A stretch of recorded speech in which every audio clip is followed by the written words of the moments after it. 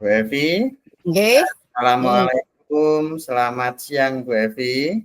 Selamat siang Pak Iksan. Bagaimana kabarnya? Sehat Pak Iksan. Agak capek sedikit Pak Iksan. Alhamdulillah. Sehat Bu nggih. Mudah-mudahan kita selalu tepat atau tetap sehat dalam melaksanakan segala kegiatan. Nggih Pak Iksan. Oh iya Bu Evi. Bagaimana Bu? Evi kayaknya Ibu ada masalah apa yang ingin Ibu bicarakan, Bu? Iya Pak, ini mau curhat-curhat curcol. Curhat-curhat ngocol. Mau curcol Pak, ini loh, saya tuh lihat anak-anak yang perempuan itu, kok tak lihat itu kok tambah hari kok tambah banyak yang tidak melaksanakan sholat.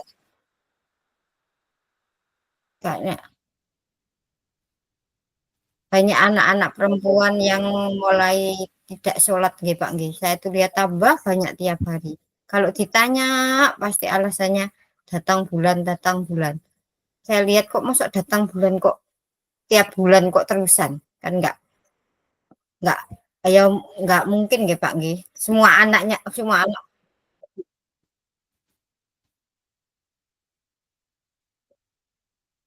Oh gitu ya Bu ya. nggih pripun Pak? Terus dengan itu apa Bu yang bisa saya bantu?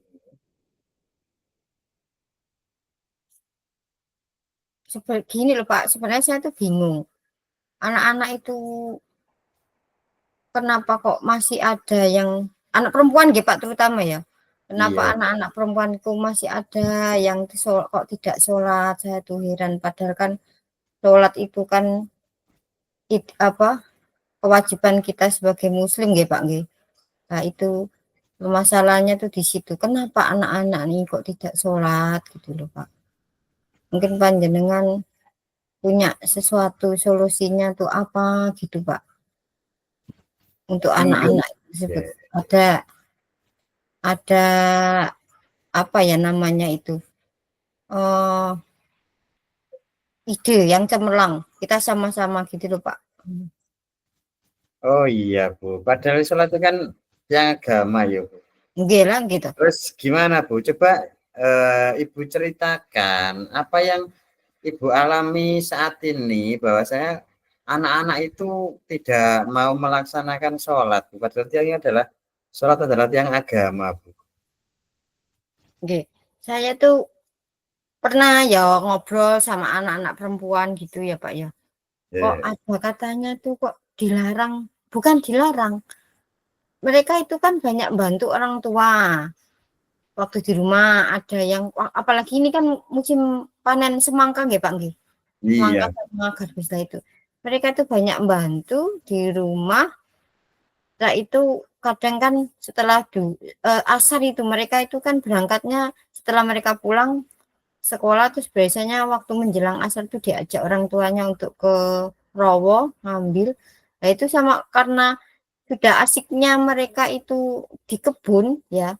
Orang tuanya sih Bu waktu adzan itu anak teman-temannya yang lain atau keluarga yang lain itu ayo sholat sih. Ada ibunya yang malah kok sih rasa sholat sih. Kok sih ngewangi wis kadung sudah terlanjur. Nah seperti itu. Kadang tuh orang tuanya malah yang ngendori waktu untuk sholat itu. Engkau sih. Nah gitu tuh ada Pak sehat seperti itu. Mereka selain itu ada juga yang karena keasikan main HP jadi lupa untuk sholat. Terus ada yang keasikan nyeblak sama temannya. Nah itu seblak yang di Bulu itu loh Pak, itu kan lagi ngetren sekarang. Ya, itu anak-anak di sana Pak. Nah itu ya itu permasalahannya saya dengar itu anak. Bukan saya dengar, saya korek-korek saya gali dari anak tuh seperti itu. Iya Bu, memang itu yang terjadi di sekolah kita Bu. Ya, memang kondisinya seperti itulah untuk anak-anak kita. Jadi dari kejadian yang sudah Ibu ceritakan tadi, di sini saya bisa menangkap permasalahan yang ada yang Ibu hadapi, yaitu ada anak yang lupa untuk sholat, ada juga orang tua yang melarang anaknya untuk sholat karena kan nanggung sudah balik. Nanggung ya. Jadi ini menjadi permasalahan di mana proses pembelajaran sholat ini tentang nilai agama dan moral eh, begitu ya Bu ya. Iya, Hmm. kayaknya mau itu dikeluarkan. Padahal Jadi moral agama itu di sini tentang sholat ini penting sekali untuk anak-anak. Oke,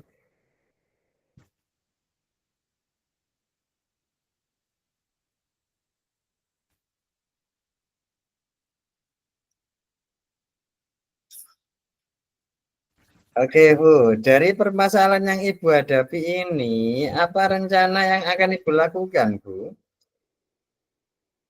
nanti kebetulan saya akan mencoba untuk tetap mendekati anak-anak nggih Pak nggih, tapi tetap bicara dari hati ke hati itu pasti nggih Pak nggih, dengan anak-anak karena anak sekarang kan nggak bisa dimain kasar itu nggak bisa nggih. Jadi tetap dari hati ke hati sambil waktu istirahat itu tetap saya dekati sambil kita makan bersama gitu nggih. Nanti saya tanya rencananya itu seperti itu, terus nanti itu saya untuk administrasinya saya pengen buat apa kayak jadwal kayak data-data gitu untuk tanda tangannya dan tanda bahwa anak itu sudah uh, datang bulan berapa hari gitu. Anak ini namanya misalkan Lina dicawangi dari tanggal ini sampai tanggal ini. Sari dari tanggal ini sampai tanggal ini. Secara administrasi itu seperti itu. Jadi kelihatan anak itu sudah main pada minggu keberapa gitu. Jadi kan mungkin mereka nggak bisa mengelak lagi itu secara administrasi. Tapi tetap nanti kan tetap minta bantuan dengan guru-guru yang lain gitu, terutama guru agama dan guru BK seperti itu.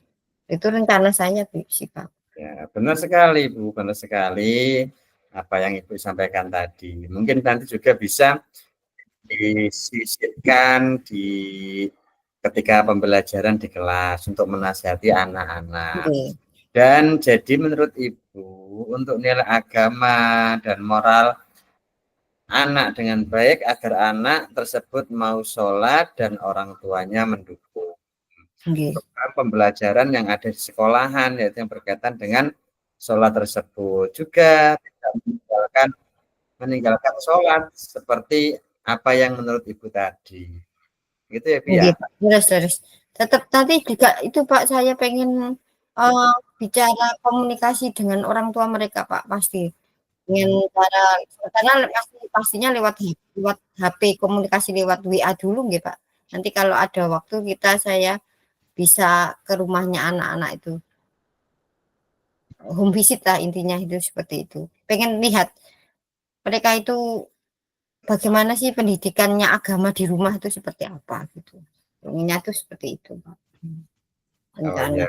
Nah, Jadi Ibu pengen ya Bu anak ini mau ikut sholat dan orang tua juga menjalankan betul. kewajiban. Nah, jadi dengan visit home berarti Ibu langsung tahu bahwasanya anak itu di rumah menjalankan sholat dan orang tuanya juga sholat sebagai seorang muslim untuk sholat dan tidak melarang anaknya untuk sholat. Ya begitu ya Bu ya. Benar ya Bu? Leres Pak, leres nggih. Nah, terus bagaimana dengan orang tua yang masih tidak peduli, ya ibaratnya yang masih tidak peduli dengan ini Bu, seperti seandainya ada orang tua yang bilang tadi yang Ibu sampaikan apa nih anak saya mau sholat atau tidak itu bukan urusan Ibu, lalu bagaimana Ibu menanggapi hal tersebut Bu?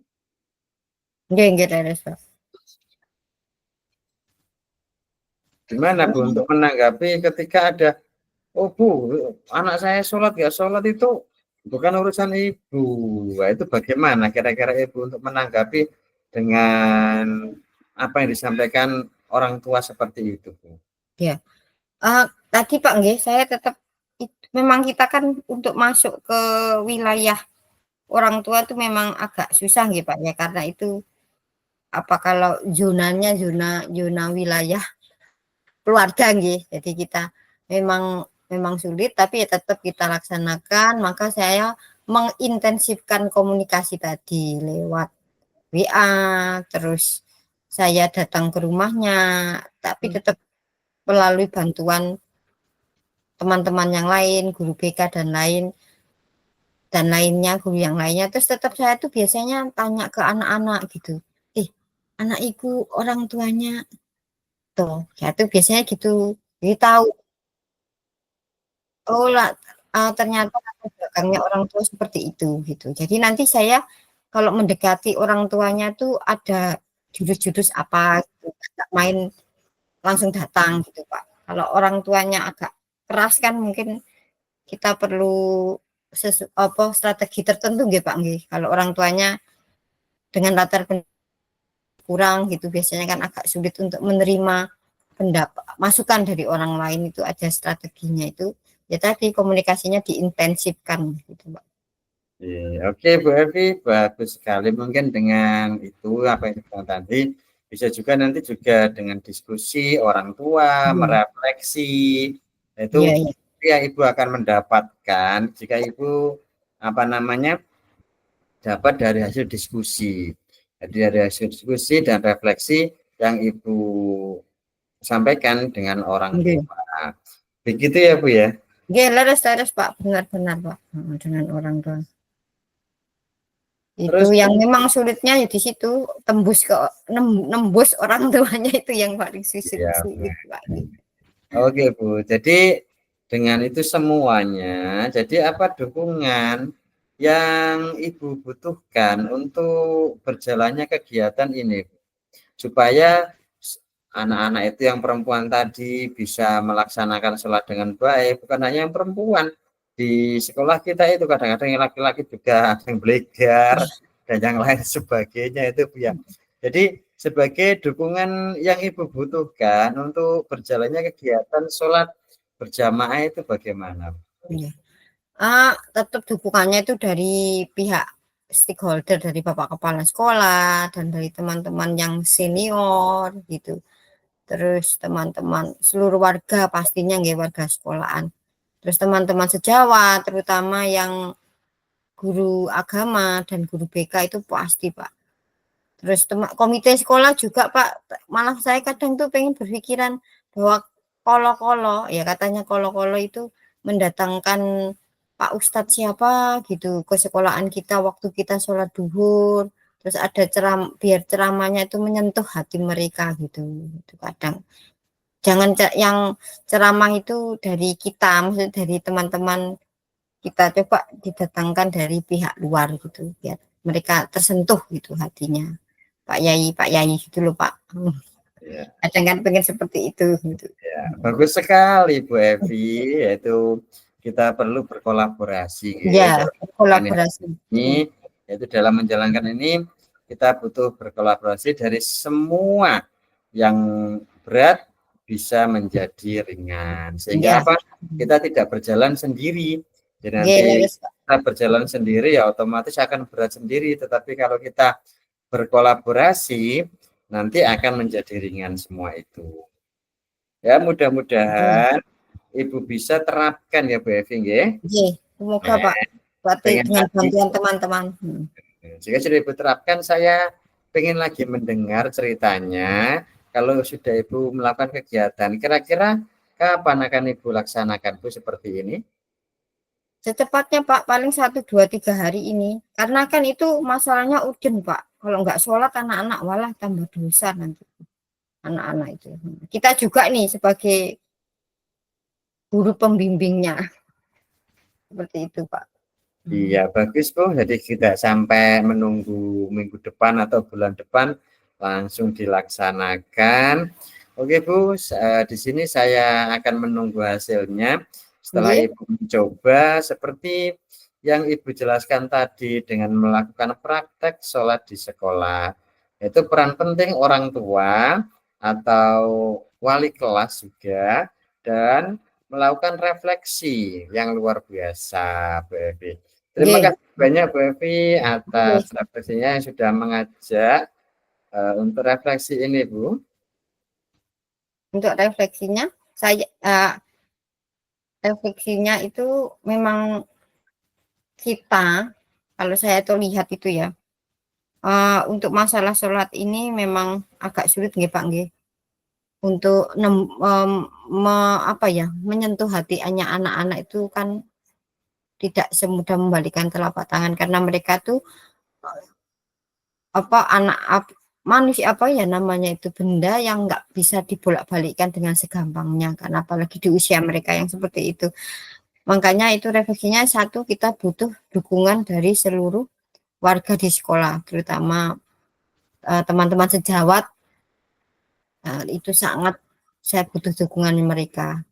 Itu saja kalau refleksinya dari saya, Pak. Iya Bu, iya Bu, terima kasih Bu atas apa namanya kita ngobrol-ngobrol santai ini yang berkaitan dengan permasalahan anak. Saya suka sekali bisa menggali apa yang Ibu permasalahkan di sini. Semoga Nggih, Pak. bermanfaat. Saya senang sekali bisa membantu Ibu dan sampai ketemu lagi Bu di Nggih, nggih. esok hari. Ngocak, Pak ya? Ngobrol cantik ya? Ngocak.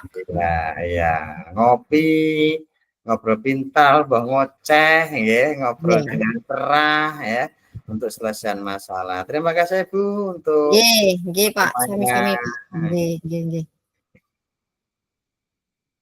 Sudah Bu ya.